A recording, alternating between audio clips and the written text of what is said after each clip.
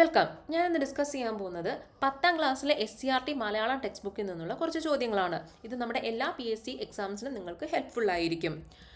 ഒറ്റപ്പദം എഴുതുക. ആദ്യത്തെ ചോദ്യമാണ്, ദ്രോണരുടെ പുത്രൻ എന്താണ്?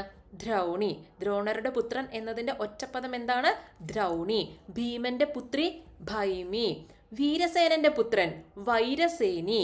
വൈരസേനി. സുമിത്രയുടെ പുത്രൻ സൗമിത്രി. ദശരഥന്റെ പുത്രൻ ദാശരഥി. ശ്രദ്ധിക്കണം, ദാശരഥി. യുദ്ധത്തിൽ സ്ഥിരതയുള്ളവൻ എന്നതിൻ്റെ ഒറ്റപ്പദം എന്താണ്? യുധിഷ്ഠിരനാണ് കേട്ടോ. യുധിഷ്ഠിരൻ എന്ന വാക്കിന്റെ അർത്ഥം എന്താണ്? യുദ്ധത്തിൽ സ്ഥിരതയുള്ളവൻ എന്നാണ്. അടുത്ത ചോദ്യം, ഗുരുവിന്റെ ഘാതകൻ. ഗുരുഘാതി. ഗുരുവിന്റെ ഘാതകനെ നമ്മൾ എന്ത് പറയും? ഗുരുഘാതി എന്ന് പറയും. ഭവാന്റെ പാദം എന്താണ്? ഭവൽ പാദം. ശ്രദ്ധിക്കണം, ഭവൽ ഇല്ലാണ് കേട്ടോ. ഇൽ. ഭവൽ പാദമാണ്. ഭവൽ പാദം. അടുത്ത ചോദ്യം, പദശുദ്ധിയിൽ നിന്നുള്ള കുറച്ച് ചോദ്യങ്ങളാണ്. പ്രൗഢ വനിത, ഇതിൽ ഏതാണ് ശരിയായിട്ടുള്ളത്? പ്രൗഢ വനിതയാണോ അതോ പ്രൗഢ വനിതയാണോ? ഓപ്ഷൻ 1 ആണ് കറക്റ്റ്. പ്രൗഢ എന്ന് പറയുമ്പോൾ കുറച്ചൊരു വലിയ സംഭവമല്ല. അപ്പം എന്താണ്? ഢ ഇഢ അതായിരിക്കും വരിക. ഇനി അടുത്തത്, ശ്രദ്ധാഞ്ജലിയാണോ ശ്രദ്ധാഞ്ജലിയാണോ? ഇപ്പം നമുക്ക് ആ എപ്പോഴും നമുക്ക് കൺഫ്യൂഷൻ വരാറ് ഞായാണോ ജായാണോ അവസാനം വരാറെന്നല്ല. അപ്പം നമുക്ക് കിട്ടുന്ന വാക്ക് നമ്മളൊന്ന് പറഞ്ഞു നോക്കിയാൽ മതി. ശ്രദ്ധാഞ്ജലി അല്ലേ, ഒന്ന് പതുക്കെ അവിടെ നിന്ന് പറഞ്ഞു നോക്കിയാൽ മതി, നമുക്ക് കിട്ടും അത്. അപ്പം ശ്രദ്ധാഞ്ജലി ജായാണ് അവസാനം വരിക. ഞായല്ല. ശ്രദ്ധാഞ്ജലിയാണോ? അല്ല, ശ്രദ്ധാഞ്ജലി അല്ലേ. ഓക്കെ. അടുത്തത്, ഇനി ഏതാണ് നിശബ്ദം എന്നതിൻ്റെ കറക്റ്റ് ഫോം ഏതാണ്? ഉത്തരം 4 ഇവിടെ ശ്രദ്ധിക്കേണ്ട കാര്യം എന്താണെന്ന് വെച്ചാൽ, ഇവിടെ ഷായിക്ക് നിശബ്ദമാണെങ്കിലും ഷായിക്ക് ഇരട്ടിപ്പുണ്ട്. പക്ഷെ എന്താണ് അവസാനം വരുന്ന ഈ ധ എന്തില്ല? ഇരട്ടിപ്പില്ല. ഓക്കെ, നമുക്കറിയാം എന്താണ് ത ധ ധ ധ അല്ലേ.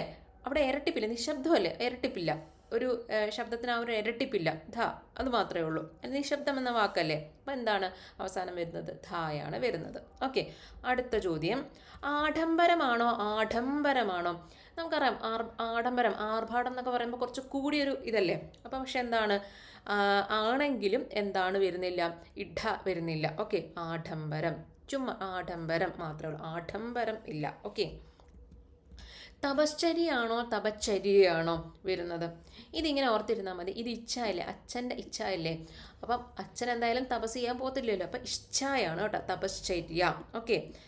അടുത്ത ചോദ്യം, പ്രശസ്ത എഴുത്തുകാർ എന്ന വിഭാഗത്തിൽ നിന്നുള്ള കുറച്ച് ചോദ്യങ്ങളാണ്. അഭിജ്ഞാന ശാകുന്തളം രചിച്ചത് ആരാണ്? കാളിദാസനാണ്. ഓക്കെ.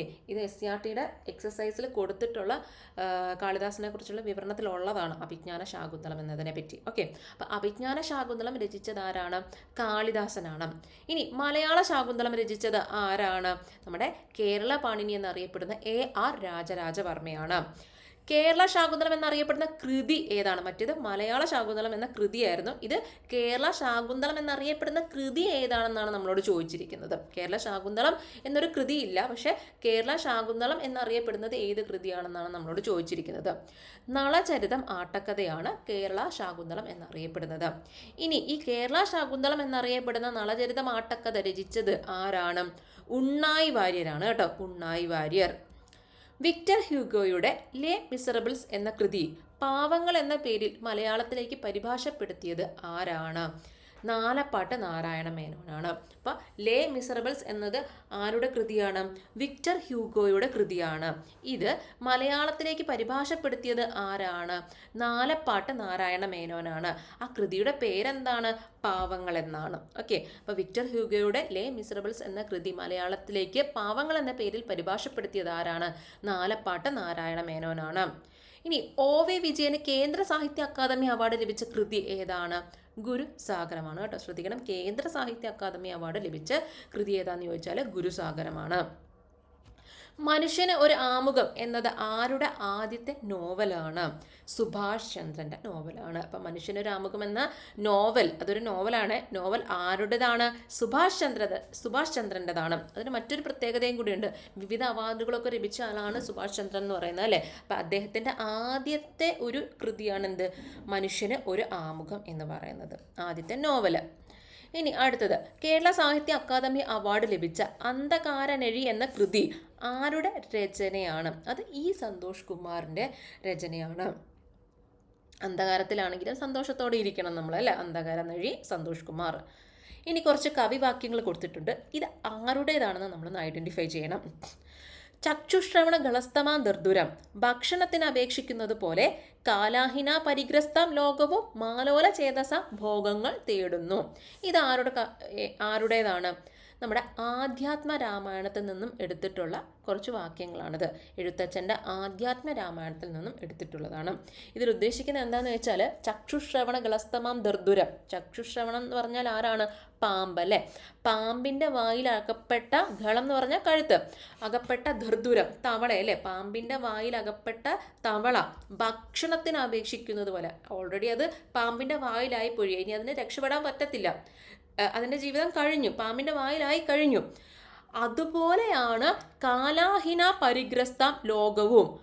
അതായത് കാലാഹിന എന്ന് പറഞ്ഞാൽ എന്താണ്?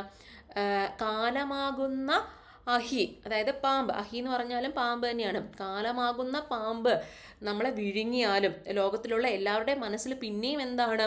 പാമ്പ് തവളയെ വിഴുങ്ങിയതുപോലെ കാലം നമ്മളെ വിഴുങ്ങുന്നുണ്ട്. അതൊന്നും അറിയാതെ നമ്മൾ വീണ്ടും എന്താണ്? ഭോഗങ്ങൾ തേടി പോവുകയാണ് എന്നാണ് ഇവിടെ കവി ഉദ്ദേശിച്ചിരിക്കുന്നത്.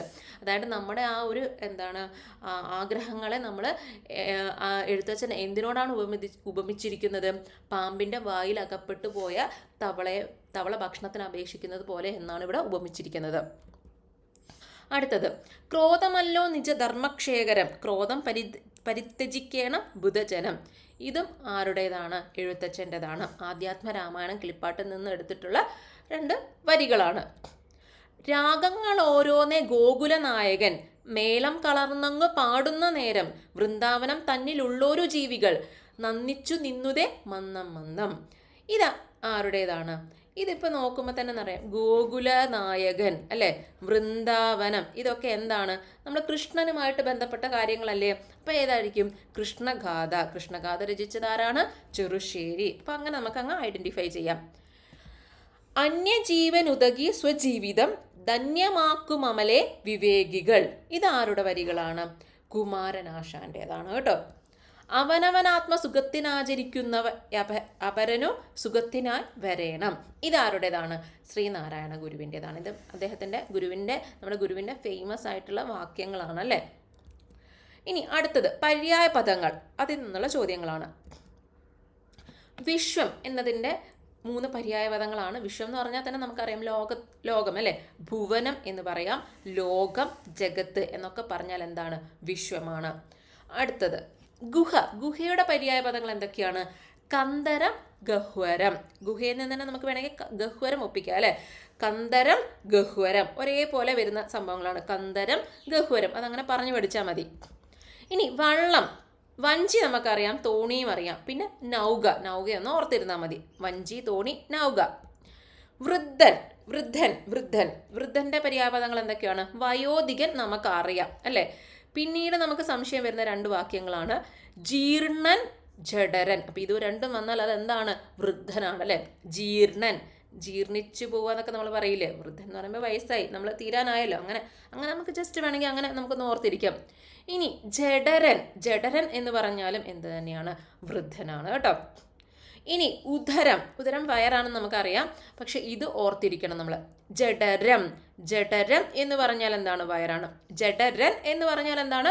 വൃദ്ധനാണ് കേട്ടോ. പക്ഷെ ജഡരം എന്ന് പറഞ്ഞാൽ എന്താണ്? ഉദരമാണ്. അതുപോലെ തന്നെ കുക്ഷി എന്നുണ്ട്. അല്ലെ?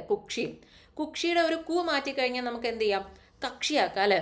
നമ്മളൊക്കെ എന്താണ് കേസിനൊക്കെ പോകുമ്പം എന്താണ് കക്ഷിയായിട്ടൊക്കെ പോവാറില്ലേ? അതൊക്കെ എന്താണ്? നമ്മൾ ചുമ്മാ ഓർക്കുക, ഉദരം നിമിത്തമാണ്, നമ്മുടെ വയറ്റിപ്പഴുപ്പിന് വേണ്ടിയിട്ടാണ്. കറക്റ്റ് അല്ല, എന്നാൽ പോലും നമുക്ക് ജസ്റ്റ് അങ്ങനെ ഒന്ന് ഓർത്തിരിക്കാം. അടുത്തത് പിരിച്ചെഴുതാൻ വേണ്ടിയിട്ടാണ് കേട്ടോ. ത്വങ് മാംസം, ഇതും SCERT കൊടുത്തിരിക്കുന്ന വാക്കുകളുടെ തന്നെയാണ് കേട്ടോ. ത്വങ് മാംസം എന്ന് പറഞ്ഞാൽ എന്താണ്? ത്വക്ക് പ്ലസ് മാംസമാണ് പിരിച്ചെഴുതി കഴിയുമ്പോൾ. ബ്രാഹ്മണോഹം എന്ന് പറയുന്നതിന് എങ്ങനെ നമുക്ക് പിരിച്ചെഴുതാൻ പറ്റും? ബ്രാഹ്മണ പ്ലസ് അഹം ആണ്. ഇനി വെണ്മ നമുക്കറിയാം, എപ്പോഴും ചോദിക്കുന്നൊരു ചോദ്യമാണ്, അല്ലേ? വെൾ അധികം മായാണ് എന്ത്? വെണ്മ. വെൾ അധികം മായാണ് വെണ്മ. അത് ശ്രദ്ധിക്കണം, ഇച്ചിരി കൺഫ്യൂസിങ് ആണ്, പെട്ടെന്ന് നമുക്ക് കിട്ടത്തില്ല. ഗോപുരങ്ങൾ പിരിച്ചെഴുതിയാൽ എങ്ങനെ വരും? ഗോപുരം അധികം കള്ളാണ് എന്ത്? ഗോപുരങ്ങൾ. ശ്രദ്ധിക്കുക. അടുത്ത ചോദ്യം, ഓണക്കോടി എങ്ങനെ പിരിച്ചെഴുതാം? ഓണ അധികം കോടി. അപ്പം തെറ്റിക്കരുത്, ഓണം പ്ലസ് കോടിയാണ് എഴുതരുത്. ഓണ അധികം കോടിയാണ് ഓണക്കോടി. ഒരുവൻ, ഒരു പ്ലസ് അന്നാണ് എന്ത്?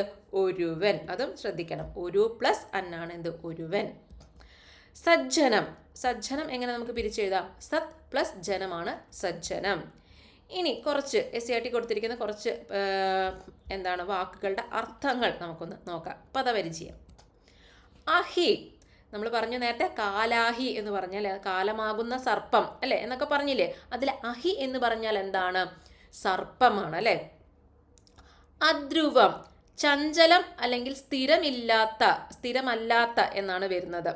ധ്രുവം എന്ന് പറഞ്ഞാൽ നമ്മൾ ജസ്റ്റ് ഒന്ന് നോക്ക്. ധ്രുവം എന്ന് പറഞ്ഞാൽ ധ്രുവപ്രദേശം, അങ്ങ് അറ്റത്തോട്ടാണ് അല്ലേ, ഭയങ്കര തണുപ്പൊക്കെയുള്ള ധ്രുവപ്രദേശം. അവിടെ എന്താണ്? ആൾക്കാരൊന്നും അത്ര സ്ഥിരതാമസം ഉണ്ടായിരിക്കത്തില്ല. അപ്പം അങ്ങനെ ഓർക്കാം. അധ്രുവം എന്ന് പറഞ്ഞാൽ എന്താണ്? സ്ഥിരമല്ലാത്ത. അവിദ്യ എന്ന് പറഞ്ഞാൽ നമുക്കറിയാം അജ്ഞാനം. അഹംബുദ്ധി നമുക്കറിയാം ഞാൻ എന്ന ഭാവം, അഹങ്കാരം. ആഢ്യോഹം എന്ന് പറഞ്ഞാൽ എന്താണ്? ഞാൻ ആഢ്യനാകുന്നു. ആമ്രേഡിതം എന്ന് പറഞ്ഞാൽ എന്താണ്? ആവർത്തിച്ചു പറയൽ. അത് ശ്രദ്ധിക്കണം. ആവർത്തിച്ചു പറയൽ എന്നതിൻ്റെ വാക്കാണ് എന്ത്? ആമ്രേഡിതം. ആമ്രേഡിതം എന്ന് പറഞ്ഞാൽ എന്താണ്?